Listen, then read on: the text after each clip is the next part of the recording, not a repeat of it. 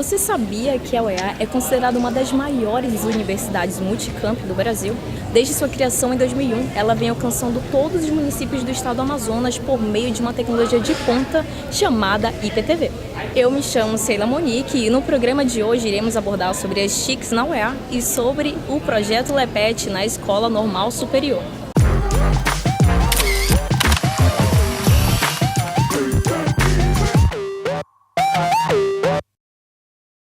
Seja bem-vindo ao primeiro episódio da TV LEPET. Antes de tudo, eu quero informar para você que o nosso objetivo é divulgar as ações do LEPET para o conhecimento da sociedade. Trata-se também de contribuir por meio das tecnologias de informação e comunicação com o processo de democratização do conhecimento a partir de uma proposta de formação e informação vinculadas às experiências de pesquisa, ensino e extensão do LEPET e de outras redes de formação. Fique agora com o nosso primeiro entrevistado. Reitor da Universidade do Estado do Amazonas, Dr. Cleinaldo Costa, ele que está à frente da universidade há 4 anos, um dos autores do livro Cirurgia Geral, Rotinas da Fundação Hospital Adriano Jorge. Em primeiro lugar, Sheila, quero agradecer a oportunidade e o convite do LEPET para falar de um tema que é muito importante para a Universidade do Estado do Amazonas. E agradeço a gentileza e o convite de vocês de estarem conosco hoje para a gente tratar desse tema tão importante. Eu estou aqui com o Maurício e ele tem uma pergunta para o reitor. Reitor, como você vê o LEPET enquanto espaço de formação pedagógica no processo de formação inicial e continuada de professores da UEA? O LEPET é uma experiência muito alvissareira. O LEPET é uma excelente notícia no meio acadêmico. Por quê? Porque ele é um laboratório que vai fazer exatamente isso, fomentar estas experiências de educação, sobretudo na educação fundamental. Ou seja, é um cenário muito rico em que os nossos alunos das áreas de licenciaturas e da pedagogia terão uma oportunidade ímpar de aprender o uso dessas tecnologias no apoio à educação fundamental. Porque ali formar-se-ão os educadores do século XXI, as pessoas que estarão pensando como os nossos filhos e netos serão educados. Ou seja, qual que é o papel da educação transformadora, da educação cidadã, que naturalmente utiliza-se dessas tecnologias, mas em benefício do bem-estar da nossa população. O LEPET entra no sentido de corrigir isso, ofertar uma nova linguagem, dar a oportunidade aos nossos alunos, aos nossos egressos, aos nossos pesquisadores e professores de melhor qualificar a educação no nosso estado. Isso certamente também terá impacto nos índices de qualidade de educação dos próximos anos. Como você pensa em ferramentas tecnológicas para graduação e pós-graduação? Há muito tempo eu vinha olhando um fato. Se você entrar numa sala de aula hoje na universidade, qualquer outro cenário, no geral você vai ver a seguinte situação. Um professor à frente de uma lousa ou de uma tela de data show, falando para uma plateia de 20, 30, 50 alunos passivos. Então a educação ainda está muito focada naquela coisa da transmissão do conhecimento, alguém que fala que detém autoridade, mas ela não está na questão dialógica da educação. E isso é totalmente o inverso do que a gente vê no século XXI. O descompasso é muito grande. Por que isso é tão impactante? Nós temos aí dados brasileiros, e aqui na Universidade do Estado do Amazonas não é diferente, que o absenteísmo, a ausência de sala de aula e até a evasão pode chegar a números de 30%, ou seja, 1 de cada 3 alunos está desmotivado a continuar seu curso. Diversos motivos fazem parte disso, mas um deles é a questão da ausência ou da incapacidade do corpo docente de adequar-se às novas ferramentas tecnológicas. Então o aprendizado ele não pode estar focado numa página em preto e branco ou numa lousa em que um professor dá uma aula estática como detentor do conhecimento e o aluno apenas olha passivamente aquilo. Isso não é atrativo, isso não gera conhecimento. Você não depende mais de fotocópia, de ir lá na reprografia fotocopiar um documento, uma parte de livro, porque o material textual, todo ele, o material iconográfico, está todo disponível na nuvem, dentro de um arcabouço que já foi desenhado, que é um ambiente virtual de aprendizagem para aquela disciplina. Os alunos interagem com os professores ali de forma muito intensa. Isso é tão interessante porque a gente passa a conhecer melhor o aluno do que durante uma chamada de 40, 50 alunos que vários têm o nome repetido e você não consegue lembrar do nome deles todos. Na interação diária por meio do ambiente virtual de aprendizagem, essa relação é muito mais próxima, que a gente chama de relação translacional. Ela independe de distância. como a UEA vem investindo nas SICs em termos de programas, projetos e parcerias? Começamos a constituir uma equipe grande do chamado Pro Inova Lab, em que nós temos professores, sobretudo de licenciaturas, da área de pedagogia, pessoal da área de ciências médicas, pessoal da área de tecnologia de informação e comunicação da Escola Superior de Tecnologia, para começar a criar um ambiente que nos permita desenvolver esse cenário, não só na capital, mas no interior também. E a partir deste grupo, começamos a fazer oficinas de formação para os nossos docentes nas várias unidades, capital e interior, discutindo o que é o Pro Inova Lab, o que é o uso da tecnologia de informação e comunicação como uma ferramenta de apoio à disciplina do professor. Ficou difícil para você entender? Bom, o LEPET é um laboratório que reúne formação inicial e continuada de professores e alunos das licenciaturas, com um curso de especialização em parceria com a CEMED. Fique agora com a próxima entrevista, que é com a coordenadora do LEPET, professora Egle. Professora doutora Egle Vanzler, ela que é professora da UEA, professora de História e coordenadora do LEPET. Muito obrigada, professora, por estar aqui presente com a gente para fazer essa entrevista e seja bem-vinda à TV LEPET. Então conta pra gente, para quem não conhece, sobre a trajetória e a construção desse projeto que as pessoas precisam conhecer. Conta pra gente desde o início até o atual momento. Então, o LEPET é um laboratório, de ensino, pesquisa e experiências transdisciplinares em educação.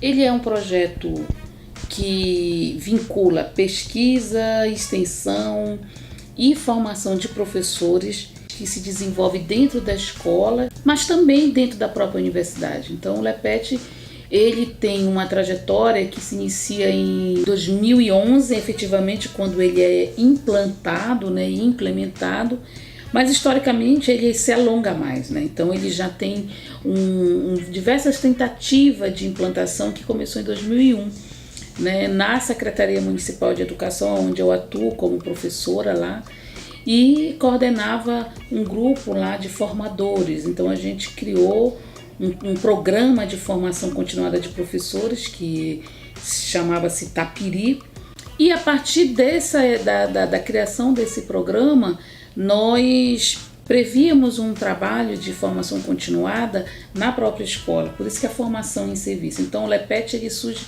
desse processo. Qual a influência do LEPET na vida dos professores e alunos? O laboratório ele tem várias ações, ele trabalha com vários projetos, no projeto Oficina de Formação em Serviço, projeto Assistência de Docência, a gente tem a Brinquedoteca, a gente também faz formação continuada de professores em nível de pós-graduação. Ele inicia em 2011 em 14 escolas da rede municipal. Nesse processo a gente atendeu aproximadamente 520 professores e 11 mil alunos da rede municipal. Então a gente vai à escola, faz a formação na própria escola, e aí o projeto Assistente de Docência, que reúne os alunos e alunas das licenciaturas da UEA, que vão até a escola dar assistência ao professor que está em formação. Então isso tem um impacto muito positivo. O que nós percebemos ao longo do processo de implantação e implementação desse projeto nas escolas?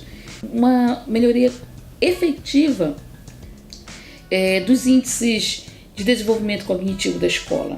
A formação inicial, que é o que a universidade oferece, ela está se desenvolvendo dentro do mundo do trabalho, onde o próprio futuro professor vai atuar, que é a escola. Então, estar desde o terceiro, do quarto período, em contato com a realidade escolar, isso tem uma perspectiva de formação enorme, porque o processo de profissionalização do docente se dá não só no campo teórico, mas também no campo prático, mas muito mais que isso, que o campo prático. Ele se dá num campo concreto de atuação profissional. Então, o contato desse assistente de docência com a escola, desde cedo, permite que ele conheça a realidade da escola, permite que ele conheça o seu cotidiano, que ele entre em contato com as suas culturas, com as diferentes culturas. Como é que foi o início, o impacto para esses alunos chegarem lá, meu Deus, e assim, eles preparam uma aula, como é que é? Eles são preparados do ponto de vista psicológico, do ponto de vista emocional, do ponto de vista didático, pedagógico e também teórico. Então eles estudam sobre planejamento, sobre avaliação, sobre sequência didática, sobre projetos. Eles vão se preparando diante de desafios. Eu queria saber, o que é o TV Lepet? O projeto TV Lepet, ele tem essa finalidade de divulgação, de popularização, mas também ele tem essa finalidade comunicacional, né, que é levar as informações não só do projeto, das ações do projeto, mas levar informação, conhecimento para a sociedade, né? A universidade, ela precisa, digamos assim, prestar conta do que ela está fazendo. E nós, deste grupo de pesquisas, a gente acha que o que a gente está produzindo, a sociedade precisa saber. Tem que visibilizar. Tem que dar essa visibilidade, porque é de interesse social e político que isso ocorra. E a TV Lepet, nesse processo, ela surge como um espaço que, ao mesmo tempo, apresenta, né, todo o conjunto de ações do Lepet, mas ela traz uma possibilidade de dialogar com a sociedade de uma maneira mais colaborativa, mais efetiva, no sentido de desenvolver o que a gente chama de democracia cognitiva, ou seja, que o conhecimento que é produzido pela universidade precisa chegar à sociedade de outras formas. E eu acho que as tecnologias de informação e de comunicação já avançaram, né? Penso que as redes sociais é esse lugar onde a gente pode ter um maior número de acessos, de visibilidade, inclusive, e uma comunicação muito mais globalizada. A gente consegue se comunicar com o mundo inteiro. O alcance é muito grande, então eu acho que é isso. Você sabia que no início do projeto Oficina de Formação e Serviço, os assistentes da docência eram considerados apenas estagiários voluntários? E além disso, o número de ADs era insuficiente para a demanda, mas hoje nós temos quase 30. Agora, fique com a próxima entrevista. Nesse momento, eu entrevisto a professora Kelly, que é uma das professoras da disciplina da área de infância da Universidade do Estado do Amazonas. Seja bem-vinda à TV Lepet, muito obrigada por ceder essa entrevista pra gente. A nossa primeira pergunta é como você vê o Lepet enquanto espaço de formação pedagógica no processo de formação inicial e continuada de professores da UEA? Quando a gente fala de formação inicial e de formação continuada e liga isso com a questão do Lepet, é muito interessante que se perceba que quando eu penso na possibilidade de dar ao aluno que está na universidade esse confronto teórico-prático, onde ele pode trazer aquilo que ele está estudando enquanto teoria para o laboratório, para as suas práticas de ensino, isso com certeza é um ganho muito grande na formação do estudante quando a gente fala desta formação inicial. E a possibilidade que o Lepet tem de, ao interagir com as escolas, trazer não apenas o aluno para vir conhecer, para vir trabalhar aqui, mas de trazer o professor para vivenciar um espaço diferenciado, para vivenciar novas experiências com seus alunos da educação básica, com muitas vezes equipamentos, materiais, com outras possibilidades que muitas vezes ele não tem na escola. Então, quando a gente pensa em um espaço que é interdisciplinar, que é transdisciplinar, que é multidisciplinar, se pensa sempre nas possibilidades de diálogo teórico-prático, de diálogo entre as diferentes ciências. E, na verdade, o Lepet traz exatamente essa possibilidade para o espaço das licenciaturas, um espaço onde as diferentes áreas de formação de professores possam se encontrar, quer seja aqueles que ainda estão no intuito de virem a ser professor, como aqueles que já estão enquanto professores na escola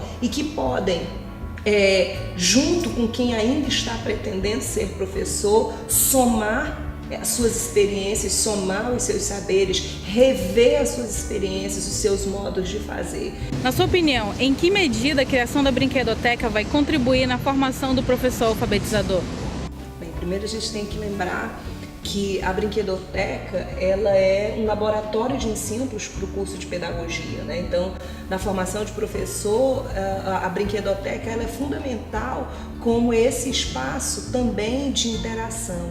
E aí a gente pensa, o que é a brinquedoteca? É só um lugar onde a criança vem brincar? Não, a brinquedoteca é um espaço onde a criança pode ter contato com diferentes possibilidades de gêneros textuais, com diferentes possibilidades de brinquedos, com diferentes possibilidades de uma contação de história. Então, quando a gente liga isso à questão do processo de aprender a ler e escrever, nós vamos estar dizendo que o professor alfabetizador, que na formação desse professor alfabetizador, ele tem a possibilidade de entender que ensinar e que aprender a ler não é um processo simples simples e mecânico de codificar e decodificar, mas que aprender a ler é possibilitar ao sujeito a primeiramente ler o mundo. Quando a gente olha para esse espaço da brinquedoteca, a gente percebe exatamente isso. Eu vou ter do gibi à sucata, então eu vou ter as diferentes possibilidades de interação desse sujeito,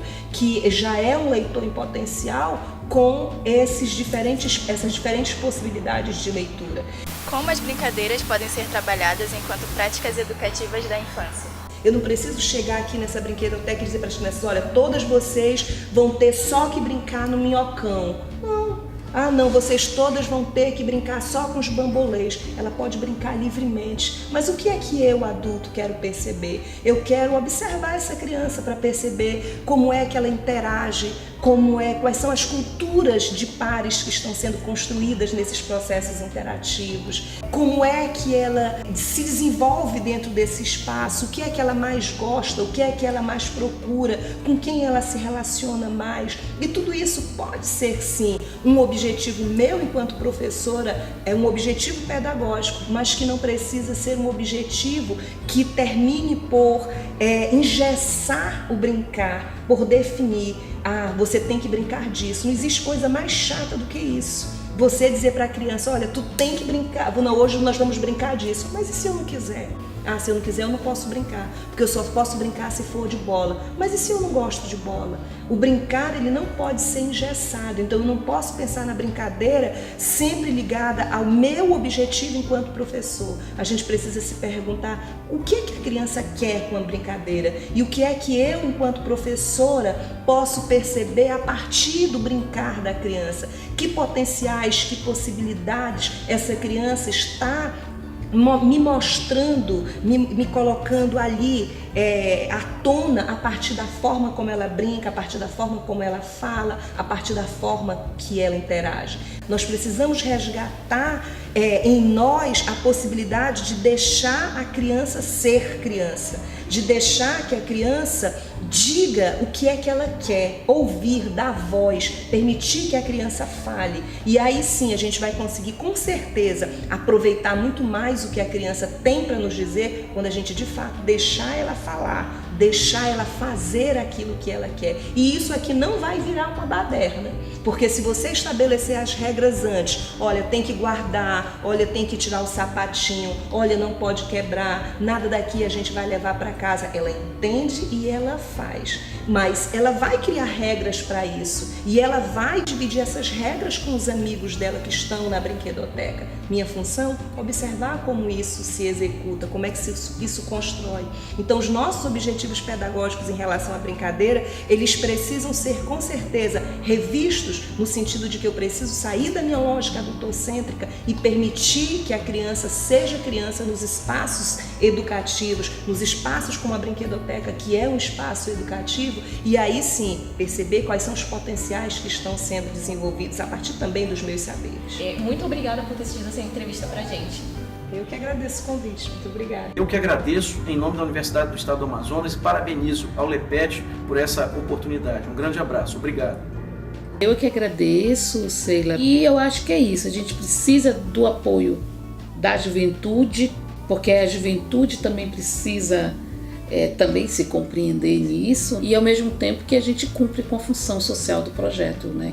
A educação como ato político, a formação como política de transformação, a política como ato de emancipação. Essa é a filosofia do LEPET. Bom, a gente fica por aqui, espero que você tenha gostado do nosso primeiro episódio. Nos siga nas redes sociais, os links estão aqui embaixo. Acompanhe nossas atividades, que tem muita novidade por aí.